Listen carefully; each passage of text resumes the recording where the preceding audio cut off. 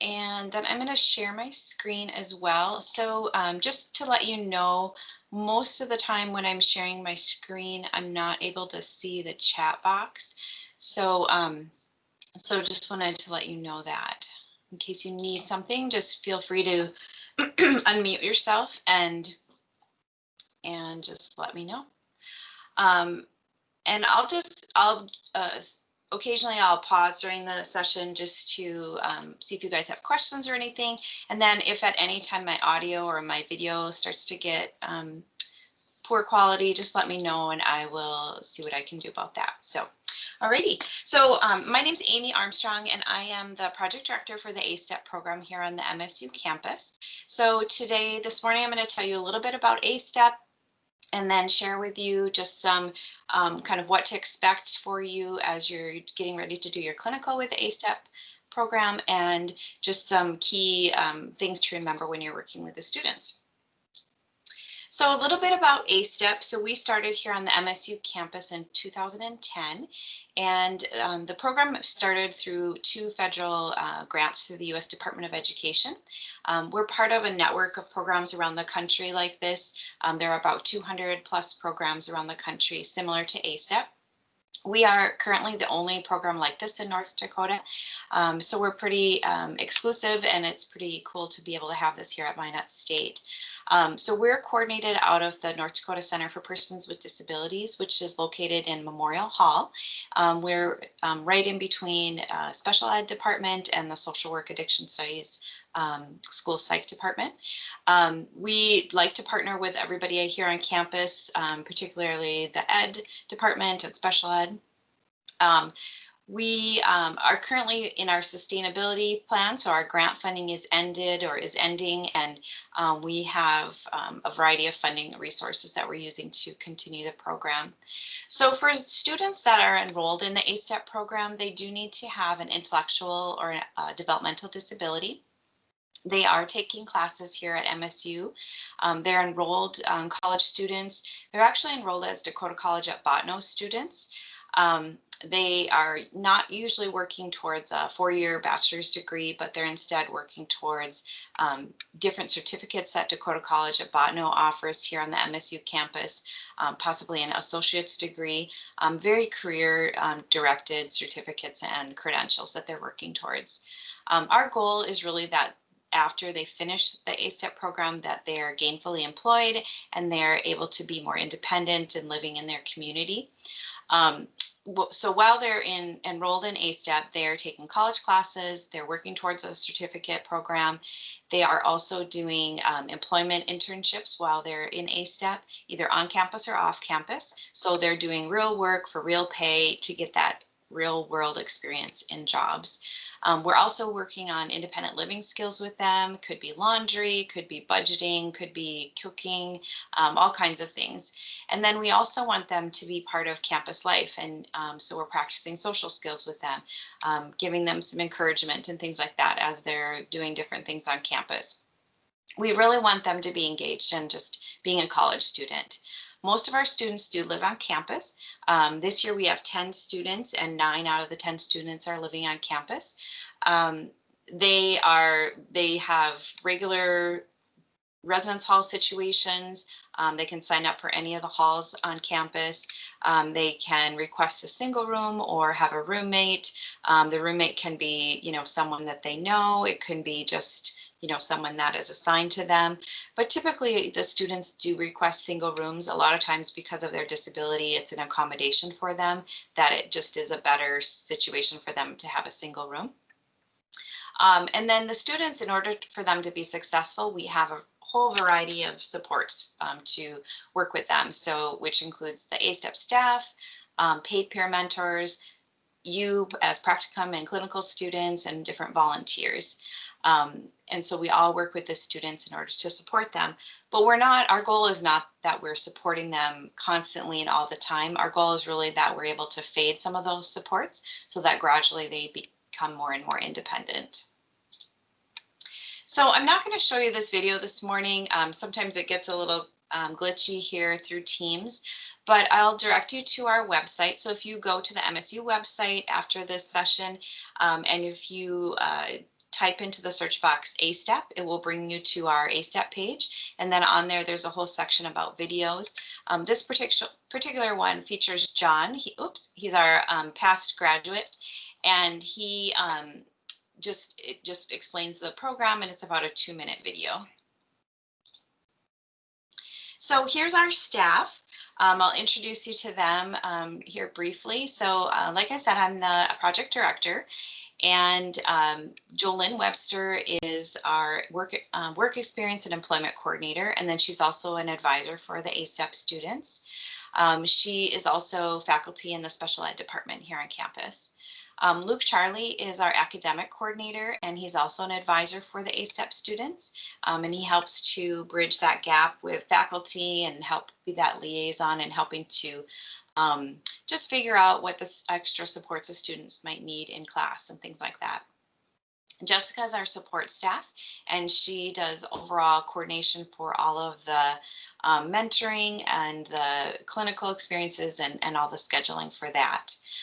One thing I didn't mention earlier when I was talking about Luke, it made me think of it. So the students that are in ASTEP have the option to take classes for credit, or they can audit classes and not take them for a grade. So right now we have about half and half. Half of our students are taking classes for credit. So just like you, they're expected to do all the different things that are required for that class. And then some of our students are auditing classes. And for those classes, we're able to do some different adaptations to the classes and for sure accommodations and things like that for the class. So these are the folks that you're going to be working with while you're doing your clinical. Most of the time, you're going to be reaching out to either Jolynn or Luke, depending on who the student is that you're working with, and because which one will be the advisor for that student that you're working with. And then you'll also be reaching out to Jessica with any questions about scheduling and things like that. So this is just kind of showing how ASTEP is really, we're not in our own little bubble here in the North Dakota Center for Persons with Disabilities, but we really are engaged in all aspects of campus. We partner with everybody on campus, faculty, all of the campus resources that you might use, from the writing center to, access services to residence life or dining hall services, whatever it might be.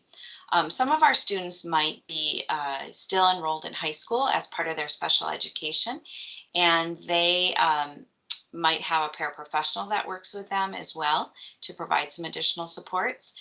And also some of our students might use outside agency services. Maybe it's counseling services or services specifically for people with developmental and intellectual disabilities that are provided through the North Dakota Department of Human Services in the state. So we have really just this whole wraparound of resources for the students. Before we go on, are there any questions?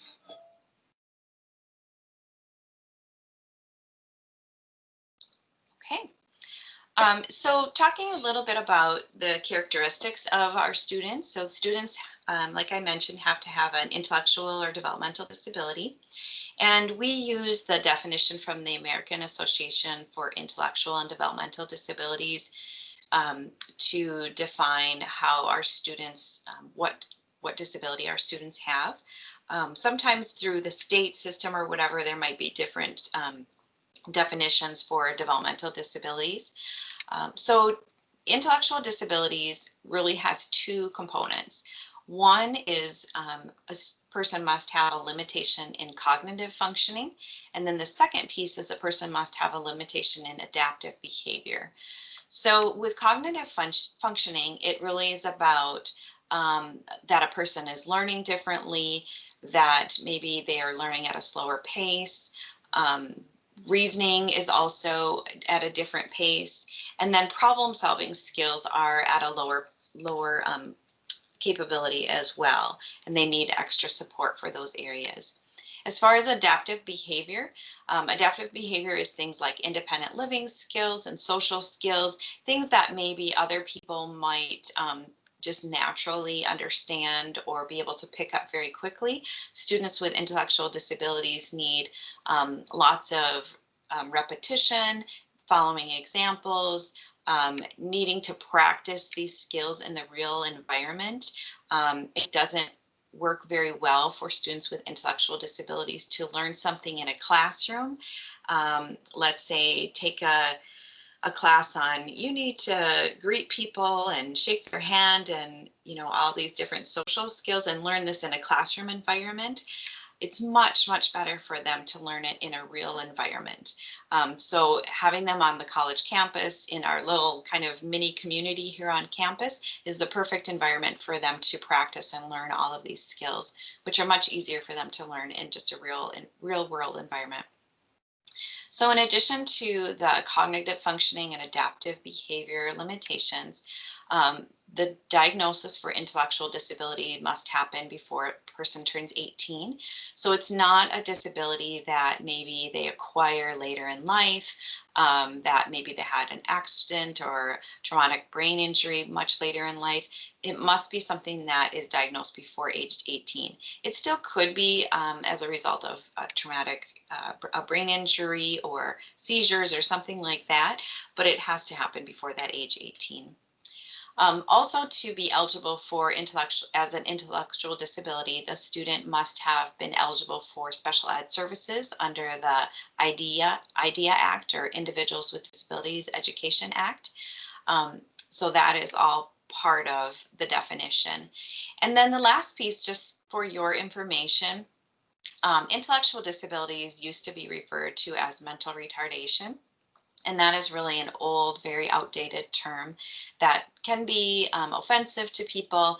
So we really stay away from that terminology. But just to give you reference that these are the same individuals that we are referring to, that we're talking about. So we don't use the term mental retardation or MR anymore, but just to give you an understanding. There's been lots of legislation out there to take out the terminology mental retardation from different laws and different things out in the government. So mostly now you should hear intellectual disability instead. So a few other things about a person with an intellectual disability. So in addition to their ID or intellectual disability, they, like I said, they are going to maybe learn a little bit differently, but they also might have some communication challenges. Sometimes it's about being able to say what they want to say and express themselves, maybe coming up with the right words, maybe needing more time to think about how they're going to respond to a question. Sometimes it's actually formulating those words and knowing how to articulate it. Sometimes it also is the receptive part of communication, where it takes them longer to understand, or maybe you have to rephrase something. Giving them wait time is what we called it, to really think about what you said and how they want to respond. So sometimes communication is another piece you'll see. You also might see mobility challenges. A student might use a wheelchair or use a cane.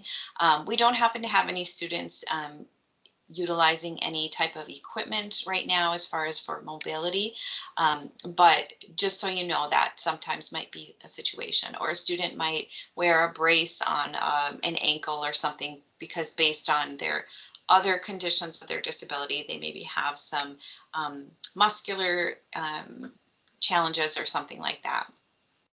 Sometimes a student might have challenging behaviors, but we always look at challenging behaviors as really a result of frustration, and they're trying to communicate something with us. So instead of just saying, oh, that student is just being obnoxious, or they're being, just trying to really get under my skin, or whatever it is, they're really trying to communicate something. So if we can get down to what is the problem, or what are they trying to tell us, then we try to replace that with an appropriate, age-appropriate interaction. Maybe they're frustrated and can't find their classroom on campus. So if we can get down to if that's the issue, and say, okay, use your words, say, I need some help finding my classroom. And sometimes replacing those behaviors that maybe are challenging with a behavior that's appropriate is how we can work through that. Sometimes students may also have other health conditions in addition to their intellectual disability. Maybe they have seizures, maybe they have diabetes, things like that. So just having the resources and knowing how to support a student in those situations is super important as well. We don't happen to have any students this year or this semester that have other health-related conditions that you would need to know about, as far as like seizures or something like that. But if we did, we would definitely let you know, and we would have like a protocol if a student had a seizure and what to do next and that kind of thing. Sometimes even if a student's seizure condition is maybe uncontrolled, they might have an extra person with them, like a paraprofessional, who is there to provide purely like medical support if needed. So the next piece I wanted to talk about is person-centered planning. So students in ASTEP, like I said, they're taking classes, but then we're also doing all these other pieces to help give them a well-rounded experience. So we do what's called person-centered planning each semester, and it's really focused on all of these adult life domains. So you can see on the screen, independent living, campus life, recreation and leisure, community training, and employment. So in the person-centered planning meeting, we bring together the student, the parents, the ASTEP staff, maybe you or other mentors and support that the student has, maybe outside agency support. And we talk about how the student's doing, what their strengths are, what their challenges are, and then we help the student think about goals in each of these adult life domains. So we actually put together a document that is their person-centered plan.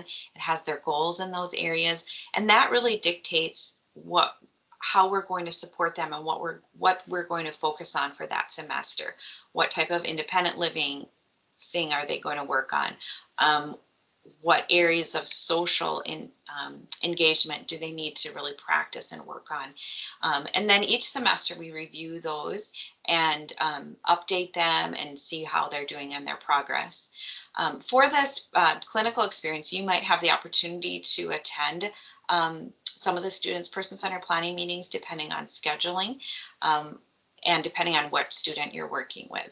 Or we have recorded some of them, so you might be able to even watch part of the person-centered planning meeting as well. So a little bit about the students. So like I said, we have 10 students this semester. We have 4 new students and 6 returning. We were planning to have a few additional students, but because of COVID, we had a few that decided to wait and maybe come in the spring semester or next fall. Our capacity for ASTEP is 20 students. So we're not a huge program. It's very streamlined, and we cap it at 20 students because the level of supports is more intensive and it does take more time to support the students.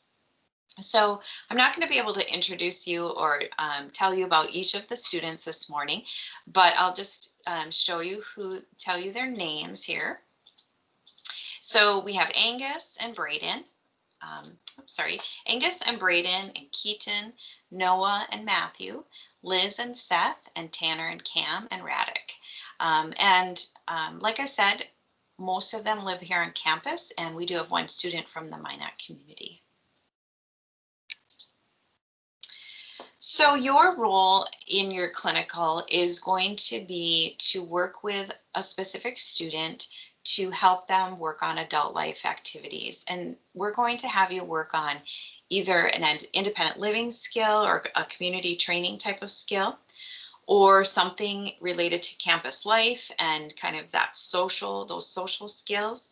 Or it might be something somewhat academic, like helping with extra study time, or doing something called edu-typing, which is really a keyboarding type of skill, so that students can be more comfortable using the computer so that they can check emails and do all those things at an easier pace. Another piece is news to you that we might have you do, which is a current events newsletter, and it is geared at a lower reading level. So it's a nice piece for our students that maybe need practice with reading, but also is age appropriate because it uses current events, but just explains them in a nice way that is really adaptable for the students. So whatever area you're going to be working on is going to be based on the student's person-centered plan and what is kind of priority for that student.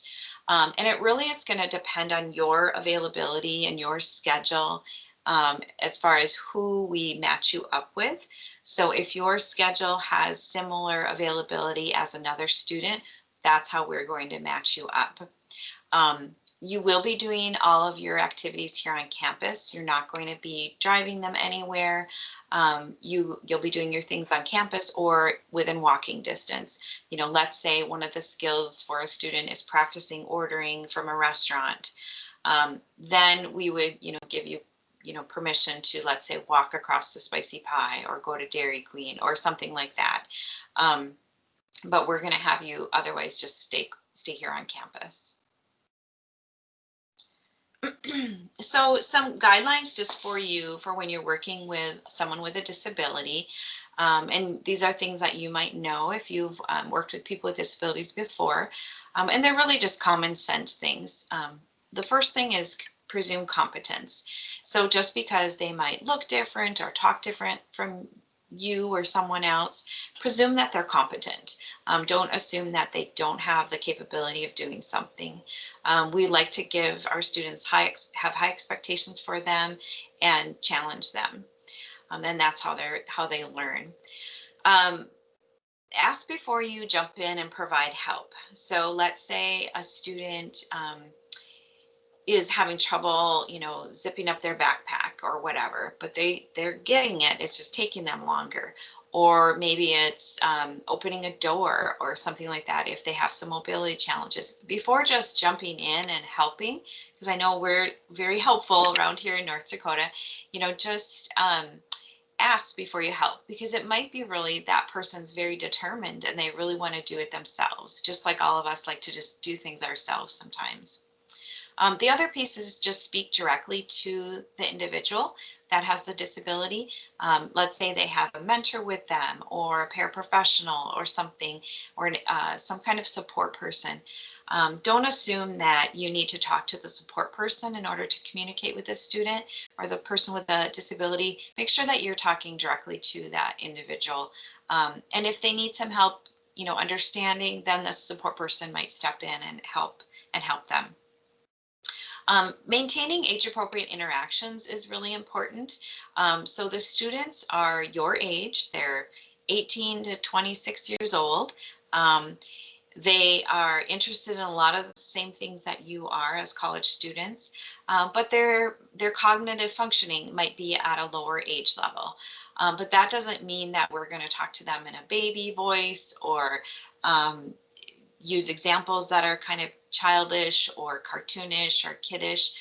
Just think about the same things that you like to do and topics that you like to talk about.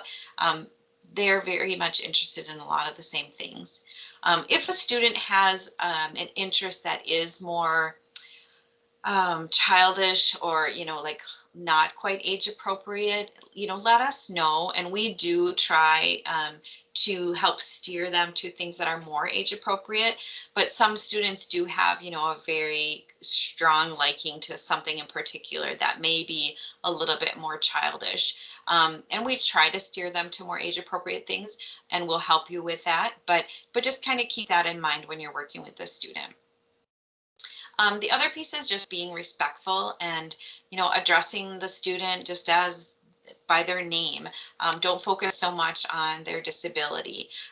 There's a lot of, in the past, people used to use terminology like the crippled person or the person that's wheelchair bound or the Downs boy. And that kind of terminology is somewhat offensive at times, but it really depends on the person. Sometimes they're very disability proud and they want to really focus on their disability and they want to say, hey, yeah, I have autism. I'm autistic or whatever it is. But really, for you, it's just a matter of just treating them like anyone else and treat them and talk to them and address them by their name. The other piece which I talked about maybe a little bit earlier is just respecting a person's equipment. We don't happen to have anyone that's using a wheelchair or a cane or anything like that. But if they were to, just respecting that you're not leaning on it or touching it or using it or something like that. Because think about, like, if you have your backpack, you're not going to want somebody to just grab it and do whatever they want with it. I mean, that's like your stuff. And so their equipment is really part of them. So before I go on, does anyone have any questions? Is everybody still awake?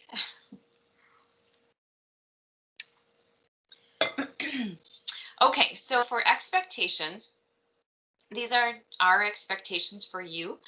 We do take your job very seriously, and we want you to take your job seriously. We want you to have fun, but we also want you to understand that this is a professional type of setting that you're going to be in. So we have the following expectations.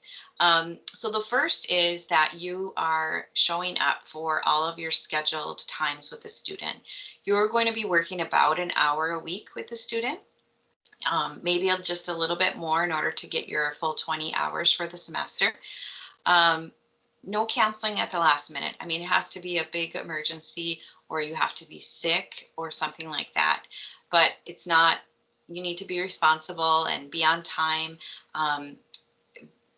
For sure, really plan to be on time. Some of our students really get very anxious if they have something and they're there on time and they're waiting. And if you're 5 minutes late, it makes them very anxious. And then that just really starts things off on the wrong foot. So just make sure that you're there and you're reliable.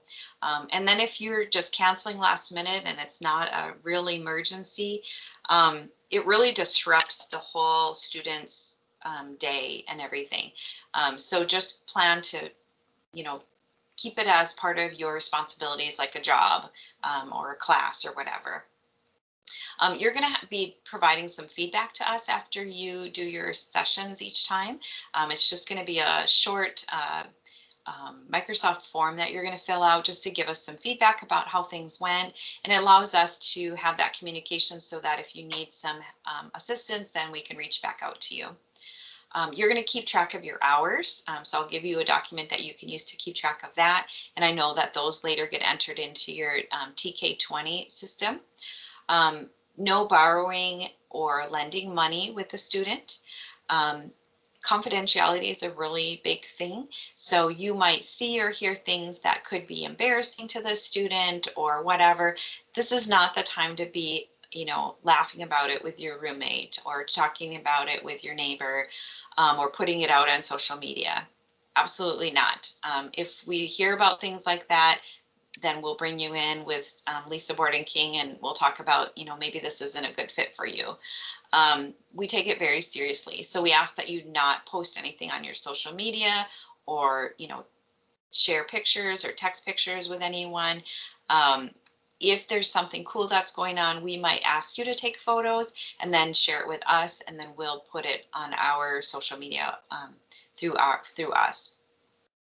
Just create a positive atmosphere with the student. Be positive. The more you invest in this and put into it, the more you're going to get out of it. If you go into it with a poor attitude, it's not going to go well. Be present and in the moment. Don't be distracted. Be prepared. Be there and be ready. Be flexible too, because you might have to kind of think on your feet sometimes because it might not go exactly as you had planned. But this is not the time to be, texting your boyfriend or girlfriend or, check in, your social media or whatever it is. But just please be present and in the moment. Have high expectations for the students, like I talked about earlier. Have good professional etiquette. Like I said, staying off your phones, having good interactions with student, being present. We don't tolerate any discrimination of any kind. Advocate for the student. So help them advocate for themselves if you have a situation that comes up, and speak up for themselves. Always have the health and well-being of the student as a priority. So if something seems like it's not right or unsafe, use your common sense and don't do that, or step back and think, okay, what should I do differently? We expect you to obey all the local laws and rules and guidelines here on campus. No romantic relationships with the students. You can't be under the influence of drugs or alcohol when you're working with them. And use common sense if there's ever an emergency situation, or something that could be an emergency. Let's say there's a fire drill, use your common sense with the student. Let's say there's a stormy weather, obviously don't go walking outside over to Spicy Pie. Or if it's 40 below and the student is meeting you and they have shorts on and a t-shirt, tell them to go back and, put a jacket on or whatever. Or if there's other emergencies, whether it's weather related or something happens here on campus, use your common sense when those situations come up. If you ever need to call campus security, you will have those numbers. If you need to call 911, you can always do that as well. And then just alert one of the ASTEP staff as soon as possible about any situation that happened. So we've all been getting used to the Beaver Restart plans. So this is going to be very much in place for your practicum or your clinical experience when you're working with the students. We expect the same from all of the ASTEP students, and all of our staff are following all of these same protocols as well. If you're able to, use that physical distance, keep physical distance, but we do know that when you're supporting a student, sometimes this just doesn't work. It's not practical. So as a support person, you do have, the student has that accommodation where you are able to work closer proximity to them, and that is fine. But if possible, use that social distancing. Always have face coverings on. The only time you wouldn't is if you're outside and you're maintaining that 6 feet, or if you happen to be doing like a wellness activity with them, working out with them, or eating in the dining hall with them.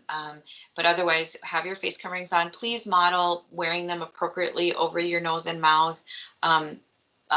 They're going to be watching you, and they're going to be modeling after you. So just be a really good example for that.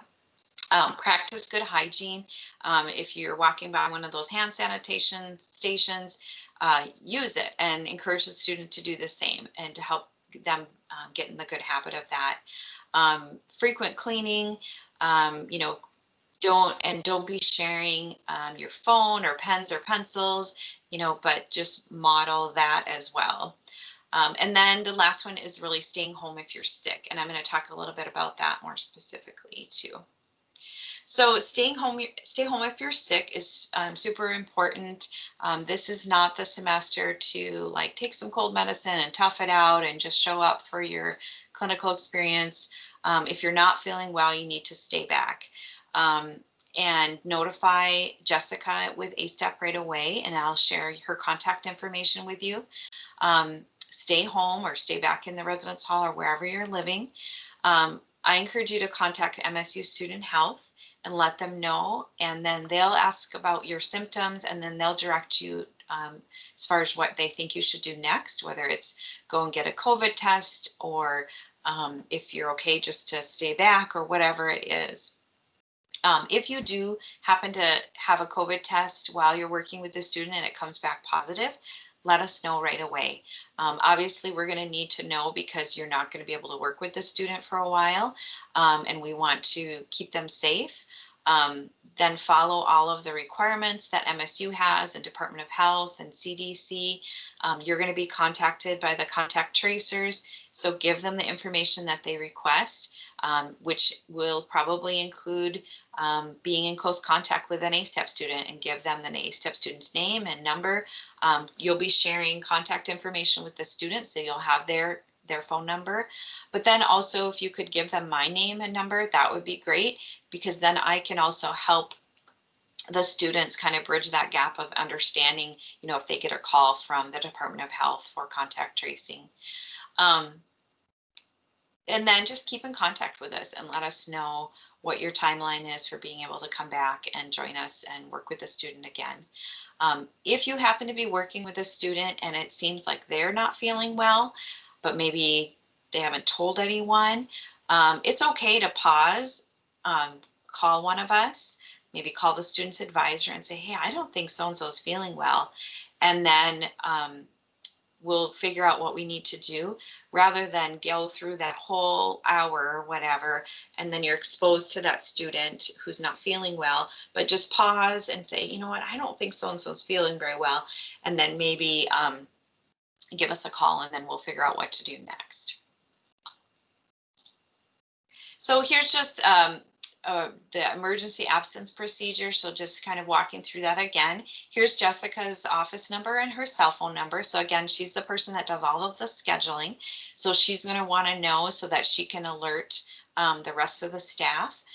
So reach out to her as soon as possible and then notify the student if you're sick and let them know you're not going to be able to meet up with them that day. Then follow up with them as soon as possible and follow up with us about rescheduling, and then let Jessica know what you decided with the student when you're going to make up that time and reschedule. Are there any questions before I go on?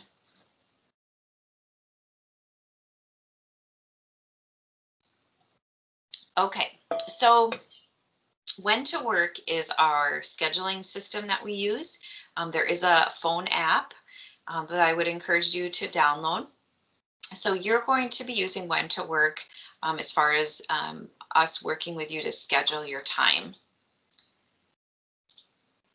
So When to Work is an app where you can view your schedule, you can confirm your shifts.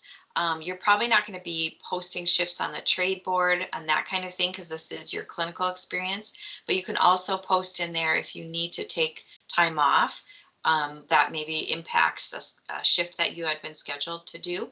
So that you're going to definitely be using this throughout the semester.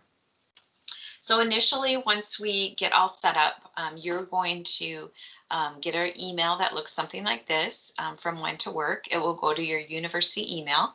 It will have an account set up for you, but it's going to give you just like a random username and password.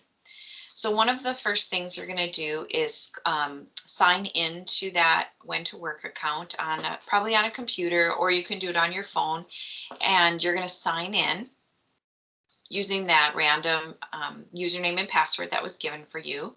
And then you're going to go ahead and change your username and password to something that's easier for you to remember.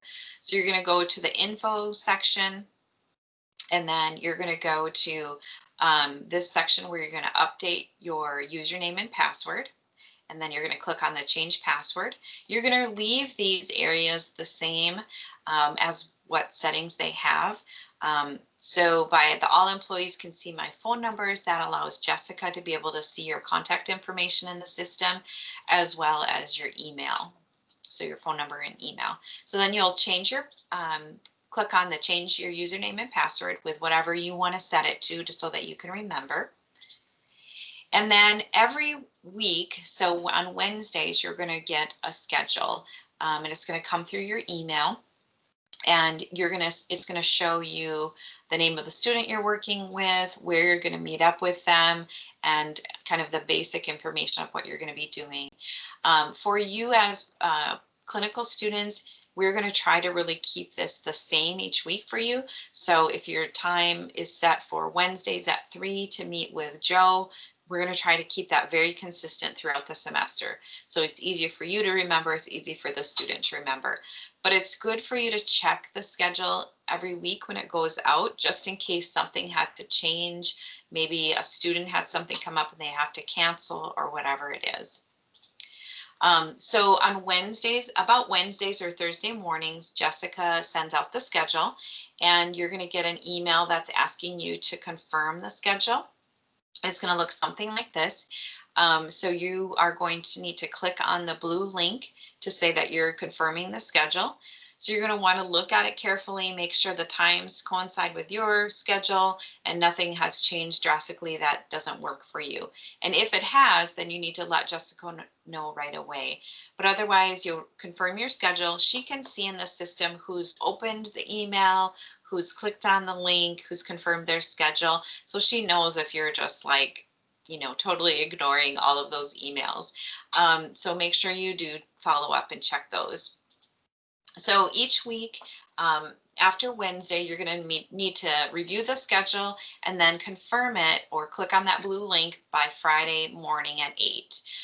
So then doing that by Friday morning at 8 allows her to adjust things if she needs to before Monday morning. So she doesn't want to find out on Monday morning that, oh, sorry, I can't do my shift at 9 o'clock. That's not going to work. So that's why we really need you to confirm everything the week before. So your schedule will most likely be very consistent and stay the same. However, we still want you to make sure and confirm that each week. So just a couple of reminders about the when to work. Again, just confirming the schedule by 8 on Friday mornings, making sure that you let her know in the system if you need time off. There's time off request section, reviewing your shift carefully, making sure you look at it for the details that are in there, because sometimes we might get calls from a clinical or practicum student says, where am I supposed to meet my student? Well, it was all right in the when to work schedule. So just making sure you review that carefully. It will give you lots of good information.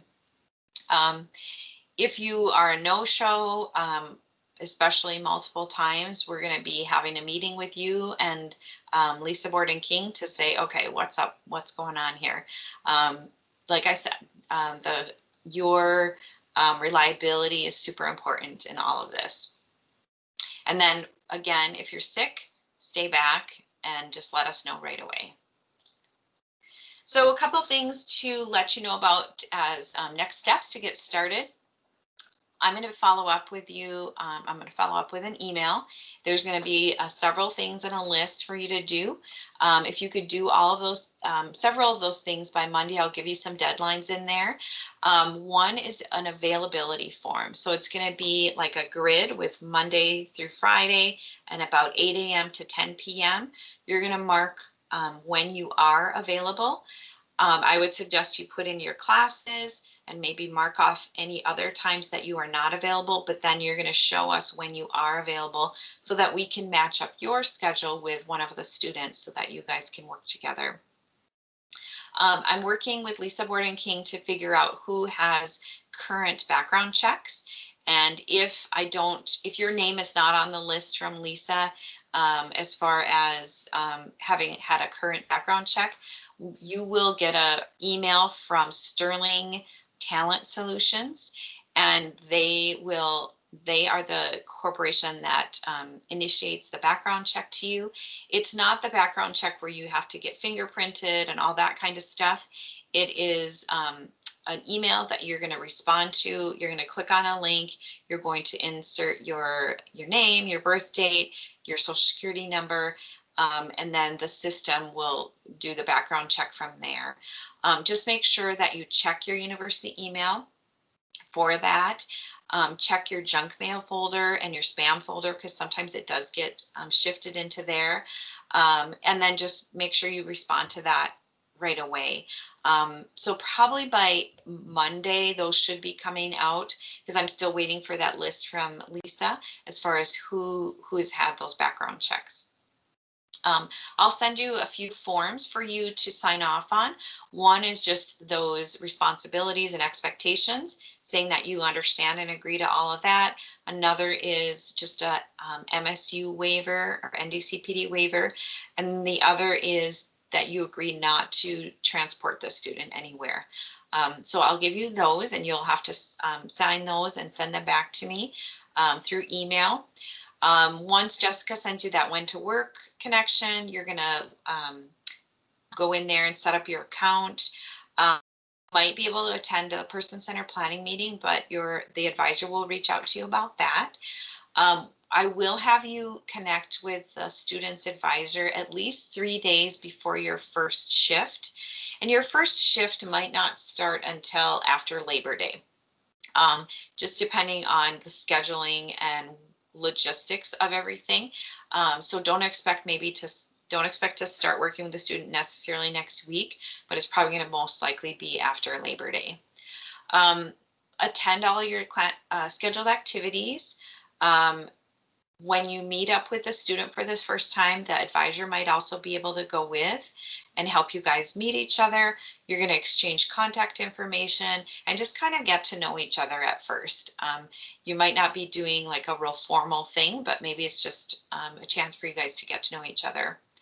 I'm going to send you in this email a link for that feedback form for after you do each shift where you can fill that out. And a form for you to track your hours so that you can turn those into the TK20 system at the end of the semester. So with all of that, I just gave you a ton of information, but that is everything.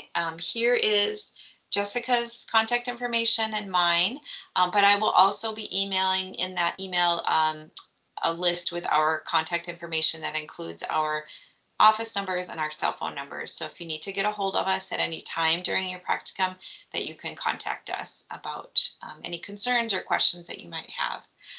If you want to meet with one of the staff, we are asking that you contact us ahead of time, either calling, email, or texting us and just seeing if we're available, just to eliminate just a lot of crowds in the office with COVID. We're just asking that you make an appointment to meet with one of the staff this semester. So with that, I'm going to stop sharing my screen here, and I will just see if you guys have any questions.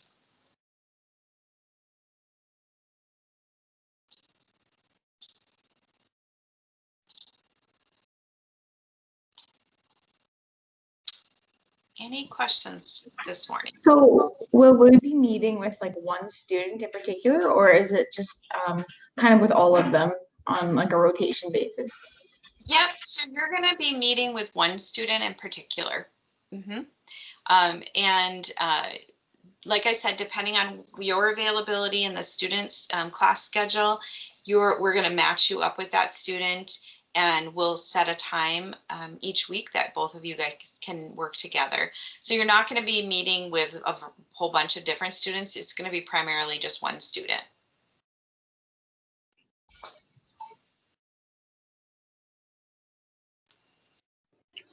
How many hours a week did you say it was again? We anticipate about 1 hour a week. It might be maybe an hour and a half, so that we would like it to stretch out through most of the semester because of that consistency for the students.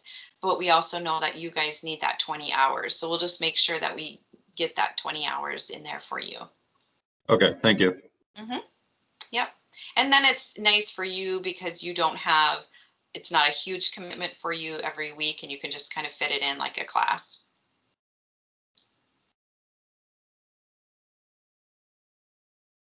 Good questions. Any other questions?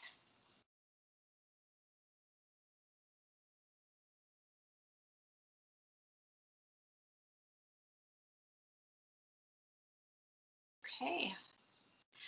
Well, thank you everybody for joining me this morning, and watch for the email to come from me with those next steps, and let us know if you have any questions, and we look forward to working with you.